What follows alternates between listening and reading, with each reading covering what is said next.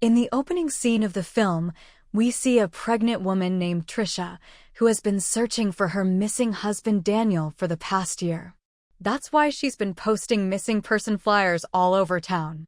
Recently, Tricia has filed a death in absentia petition in court under Daniel's name. This is filed for those individuals who have been missing for a very long time, and through this, they are declared legally dead because there's no evidence of their continued existence. Anyway, in the next scene, we meet Tricia's younger sister Callie, who has come to live with her. This is because Callie used to be a drug addict, but is now clean and trying to live a normal life. Callie has brought some presents for Tricia's unborn baby, which includes a teddy bear and a book titled The Three Billy Goats Gruff. In the evening, they sit down and talk for a while, where we learn that Tricia now feels like Daniel ran away and left her, which is why she's filing for death in absentia against him. By doing this, Tricia would be able to receive Daniel's insurance money, which would help her pay off debts and move to a new place. Coming back to the story, at night, we see Tricia meditating in her room, while Callie is seen hiding some pills under her bed, which indicates that she still hasn't fully recovered from her addiction. In the middle of the night, Tricia has a nightmare, where she sees Daniel calling out to her. Following his voice, she ends up in the basement, where a demonic figure appears and attacks her. Obviously, this was just a dream. Anyway, the next morning Callie goes jogging, and she passes through a tunnel that looks quite creepy. While jogging, she ends up in an area with lots of missing posters, both for dogs and humans, which suggests that such disappearances are common here. While returning home from her jog, Callie again passes through the tunnel, and this time, she sees a man lying inside, in a very poor condition. Callie tries to ignore him and move on, but the man calls out to her and asks, "Can you see me?" Callie replies, "Yes," and the man says, "My name is Walter. Can you help me?" Callie thinks he's just a homeless man, so she says, "I don't have anything right now, but I'll bring you something from home."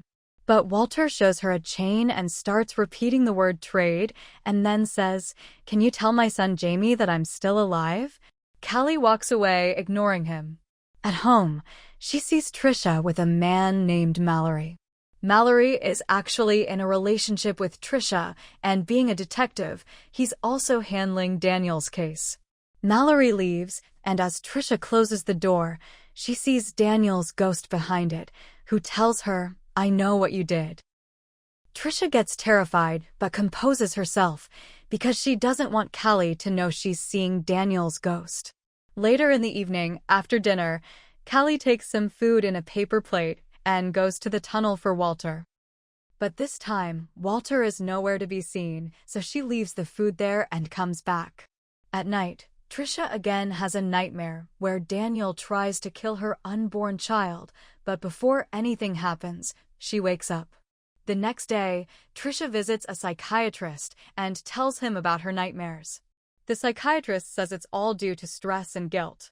Meanwhile, at home, when Callie returns from jogging that evening, she sees some small items outside the door, like rings, bracelets, pins, etc. Callie assumes Walter must have left them, so she picks them up and leaves them near the tunnel.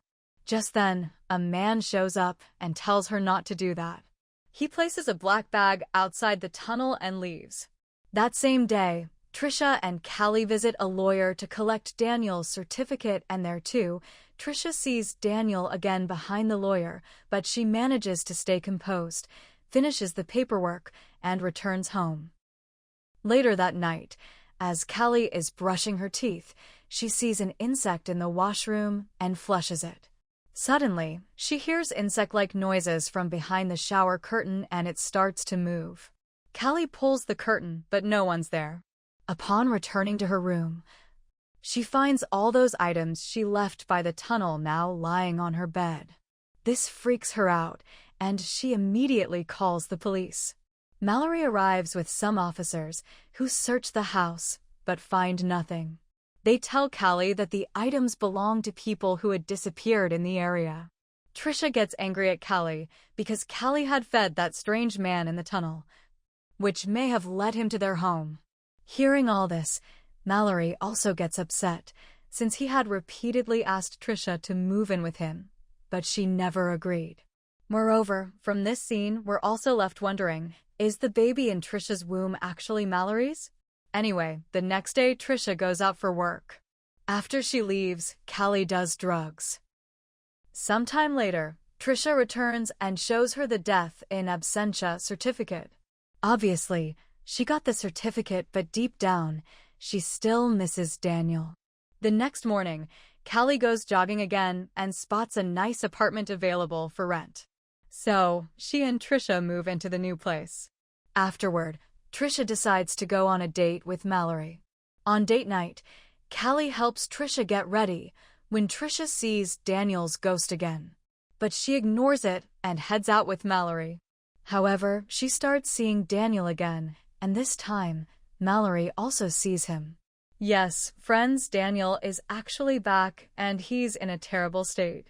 They immediately admit him to a hospital. There, Daniel asks everyone, "Can you all really see me?" If you remember, the man in the tunnel, Walter, had asked Callie the exact same thing. Which means whatever happened to both of them is connected.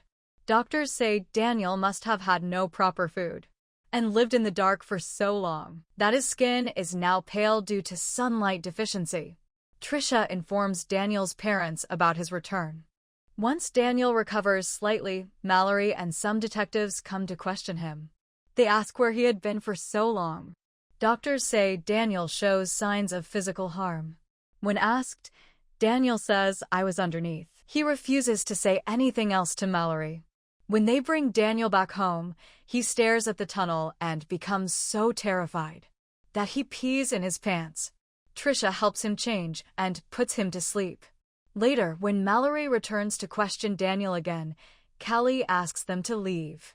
Suddenly, they hear Daniel screaming from upstairs. Rushing up, they find him curled up in a corner, terrified. Mallory tells Callie that Daniel's x-rays revealed animal bones in his stomach and his wallet was intact in his clothes. Basically, Mallory suspects Daniel is lying. But Daniel doesn't respond and just breaks down crying. Later, Tricia leaves to meet Mallory. At home, Callie takes drugs and falls asleep. When she wakes up, she finds Daniel sitting on her bed, reading the Three Billy Goats Gruff. He starts saying strange things like how he doesn't look the way people think, that he looks like an insect and has fish-like skin. You made a trade with him. You weren't supposed to. Callie doesn't understand what he means. She asks him to go to his room, but Daniel says he can't because he's inside the walls. Just then, Callie hears an insect noise from outside, and while following it to the bathroom, she sees a large creature and faints. Now, we shift to Mallory and Tricia, talking about the baby. Mallory asks who the baby will stay with after birth. Tricia herself doesn't know whether she'll be with Mallory or Daniel. She just wants to leave. As they kiss, Tricia sees the front door open. Callie comes running from the tunnel and tells her that a creature took Daniel back into the tunnel. Mallory rushes inside but finds no one. When he asks what happened, Callie says when she woke up in the washroom, a large black creature took Daniel away. Of course, Mallory thinks she's lying, since he knows she's been using drugs. Callie tries to convince Tricia she's telling the truth.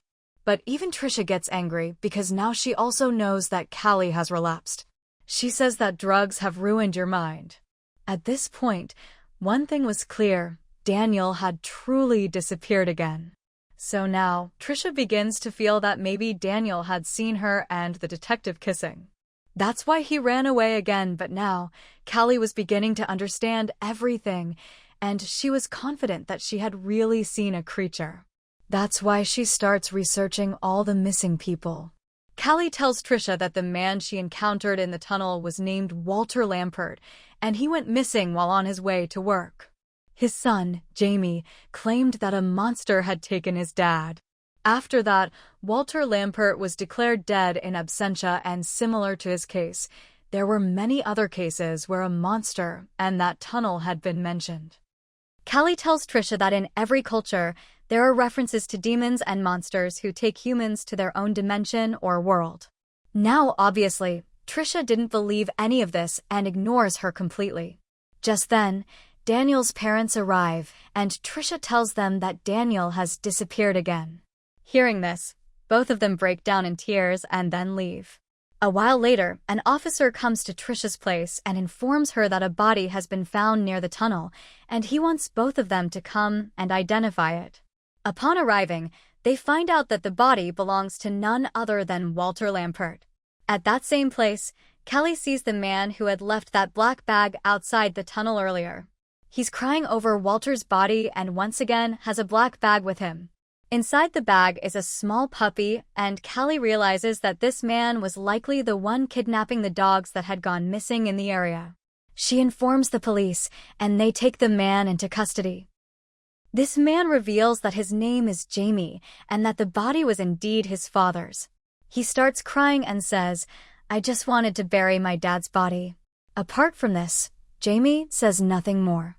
Now that night, when Kelly and Tricia are about to sleep, the creature enters their house again and takes Tricia away. Kelly goes straight to the police station and tells them everything. Mallory is deeply saddened upon hearing this, but he doesn't believe Kelly at all. He suspects that Daniel and Tricia ran away together and that Kelly is making up stories so that no one goes looking for them. Anyway, Kelly begins her own investigation to prove herself right. She gathers all the discovered evidence and compiles it into a file, writing Mallory's name on the top just in case something happens to her, so Mallory can continue the case. Then she enters the tunnel, shouting the word trade, and hears the creature's voice echo from the tunnel walls. The creature appears before Kelly, and she runs away in fear. But as viewers, we only see Kelly's shoes outside the tunnel, meaning the creature has taken Kelly too. The next day, when Mallory comes to see Kelly, he finds the file with his name on it. He looks through the evidence inside and finds the Three Billy Goats Gruff book, which had a warning written on the back, "Beware of things underneath." Seeing all this, Mallory becomes extremely confused and saddened. He then calls the police and files a missing report for both Kelly and Tricia. In the next scene, we see Mallory with another detective. He tells the other detective that he believes Daniel must have run away with Tricia, and Jamie, Walter Lampert's son, likely killed Kelly, since he seems a bit odd. Kind of a serial killer type, but the other detective tells Mallory that if Tricia were really planning to run away, she wouldn't have left all her belongings behind like that. Now the story jumps a few months ahead. One day, while Mallory is passing near the tunnel, he sees Kelly standing there. He moves closer to the tunnel, but finds no one there. Then we see the scene from Kelly's perspective. She is still inside the tunnel and can see Mallory, but Mallory can't see her. At that moment, the creature places its hand on Kelly's shoulder, and that's where the movie ends. The movie doesn't have any official or confirmed theory, but there is one theory that answers many questions. According to this theory, the tunnel is home to an ancient creature where people have been performing rituals for years. Through this ritual, they can send their loved ones into the tunnel's dimension or bring them back by offering something or someone in exchange. Now coming to Jamie, over the years, he figured out that he could trade with the tunnel creature to bring his dad back. So he started offering puppies to the creature, hoping it would send Walter back in return. But since the sacrifice of a puppy is lesser in value compared to a human, Walter couldn't stay outside for long. On the other hand, Kelly had entered the tunnel at the time when Walter had been temporarily released, and while trying to feed him, she ended up offering food to the creature. In return, the creature gave her some precious items, because there's a rule: if you give something, you get something in return. But Kelly rejected those items and left them behind, so the creature, in exchange, briefly sent Daniel back. Yes, just like what happened with Jamie when he got late in his next sacrifice and Walter went back. Similarly, since nothing was offered in exchange for Daniel, the creature came and took him back. Now let's talk about Tricia and Mallory. It's possible that Mallory himself had traded Daniel's name with the creature in the past, so he could be with Tricia, but when Daniel returned, Tricia started planning to be with Daniel again. So maybe this time, Mallory traded Tricia as well. Then he made up a fake story to his detective partner that Tricia ran away with Daniel and Jamie must have killed Callie, etc. In reality, Mallory had figured out that Callie was investigating everything on her own and that eventually she would discover the truth that Mallory was involved. So he went and traded Callie too. In the final scene, we see the ghost of Callie, who perhaps is now going to make a trade with the creature herself, seeking revenge on Mallory because now she knows how the entire system works.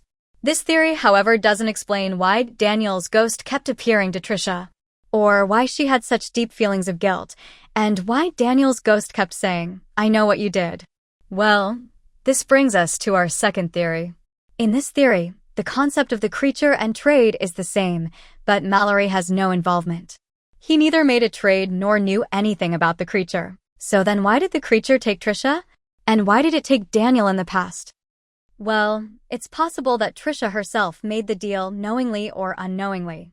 That's why she has guilt inside her and is still regretful, trying to find him, but maybe she never fully understood the rules of the system. That could be why even years later, she still hoped Daniel might return because perhaps she made the trade unintentionally and now doesn't know how to bring him back. One thing is clear from the film: once this monster captures someone, it doesn't release them permanently, and maybe that's what the victims fail to understand. Take Walter, for example. When he finally came out, he was already dead, and earlier, he had only come out for a brief time, never alive for long. Similarly, maybe when Daniel came out, to protect himself, he might have traded Tricia in return, meaning, if Tricia had traded Daniel earlier, then Daniel may have just taken revenge, but the monster now captures Tricia too, and won't release Daniel in return.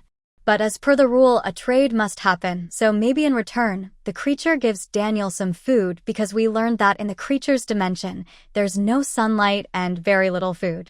Daniel's stomach was found with animal bones, which suggests he was surviving by eating animals. In the end, Callie makes the same mistake, trying to trade with the monster to save Tricia, but the creature doesn't release Tricia and instead takes Callie too. Now Callie may be trying to contact Mallory, which is why he sees her ghost in the end, just like Tricia used to see Daniel's ghost. Now, a book, The Three Billy Goats Gruff, was heavily emphasized in the film. That's because this fairy tale also features a bridge controlled by an evil entity. This movie follows a similar pattern, except the bridge is replaced by a tunnel. This means that the presence of this book was a clue to the whole story, we just didn't catch it.